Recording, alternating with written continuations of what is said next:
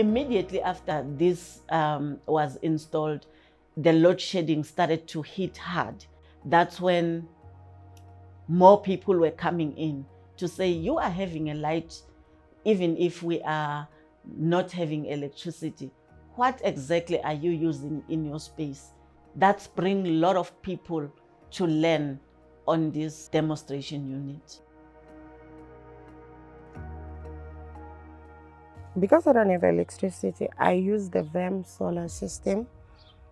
When I wake up in the morning, I go to the garden and water the plants and come back and take my son to the granny that I'm living with.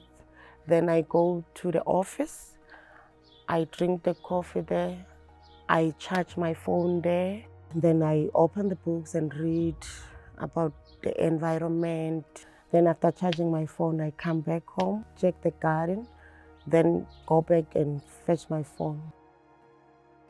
This project represents quite a groundbreaking movement in looking at living examples of a just transition, and also for the inclusivity of communities in engaging with government to be able to advocate for renewable energy that is socially owned.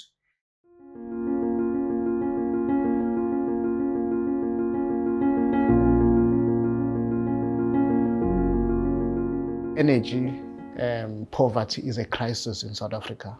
Particularly the poor and marginalized people do not have access to energy because energy is centralized and controlled by the Department of Energy. And therefore, people who are poor cannot buy electricity.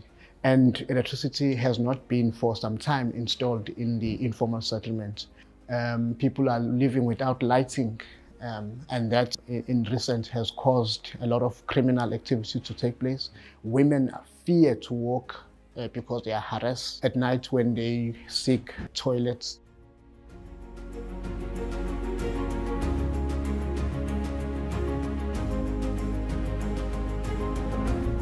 Our electricity is very high.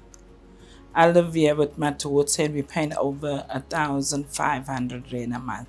Just the two of us. So when there's load shedding, so we go to Setse office if we need to charge our phones, and also if we need to warm our food up. The office is always open to us as a community. We believe that if you can't provide energy for people, we know that there is an alternative energy that can be put up practically overnight.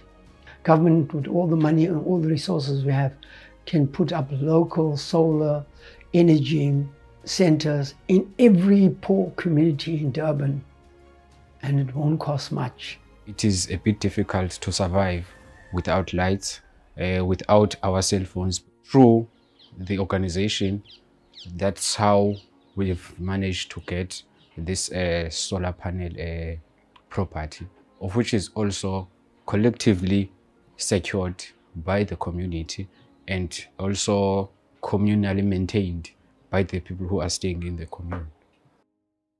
Yeah, one of the project basically focused on people having their touch and feel experience of what PV is like. The Energy Democracy Project has a strong focus on movement building. So we look at uniting our community partners and engaging with our communities around the concepts of energy democracy and energy sovereignty. It also focuses on building capacity at a very grassroots level around renewable energy and the different concepts at play. Often we find that communities are left out of policy dialogues, and the engagement around energy choices and the energy system in South Africa itself is actually completely alienated from the people who they supply energy to. We were raising this awareness around climate change and the impacts that are coming with climate change. And people were vocal to say there are so many ways that we can have solar. Communities have been advocating for a just transition. That means, the move away from fossil fuel energy to renewable energy, but addressing the justice aspect as well. which means that we need to address inequalities from the past. And we find that a lot of communities that are living right alongside coal-fired power stations do not have access to electricity. So they suffer a lot of energy poverty as well as the air pollution from the coal mines. To talk about my sister's son, he grew up with asthma. He was diagnosed, He was diagnosed with asthma when he was 2 months. So he had to use the pumps. They called us at around 11. And when we got there, they showed us his body and he was already gone. Well, just transitions means clean air for us, no pollution. Because over the years, ever since I've been in Wainsworth has been polluted. Our government is failing us. It's been years I've been staying here, but it's still the same. We still don't have electricity, we still don't have water. We still live in the shacks. They've promised us RDP houses, those who can build their own houses. There is nothing that is changing. What's really critical is that people lead the process of energy democracy.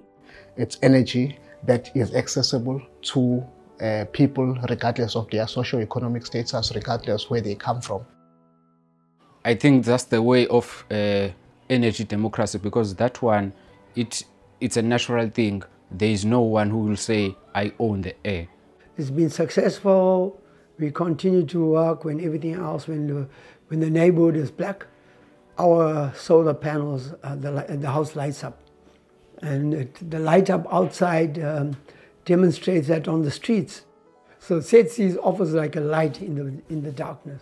There are a lot of people who are using the solar system and they are very happy. They are very much happy. That's how we make them feel they own this solar PV. But people also understand that alternative energy will bring cheap, clean, healthy energy to them. And when you talk about solar and all, they know it. They say, if it's brought now, we've seen it, we want it. So government's got no other choice. I think the pressure from society will work. Masses of people out there want to see change. The just transition really creates that possibility of a new future. And that's one of the things that we're trying to do in the South Durban area, is to encourage communities to imagine what is this re-visioning of the space that you are occupying. You know, before the industries came, before the pollution was in everyone's lungs and homes, there's now the potential to imagine jobs in clean fields. There's the potential for reskilling of young people in jobs that actually serve and protect their communities and enhance their way of life rather than destroy that. Community-owned renewable energy will be good for me. So you educate me, I educate someone else on it. And so on, we help one another. That we leave no one behind, we all move together. The dream is to have the solars connected to every house that is in the commune. It's huge. The dream is the dream is really for every community in South Africa to have access to clean energy.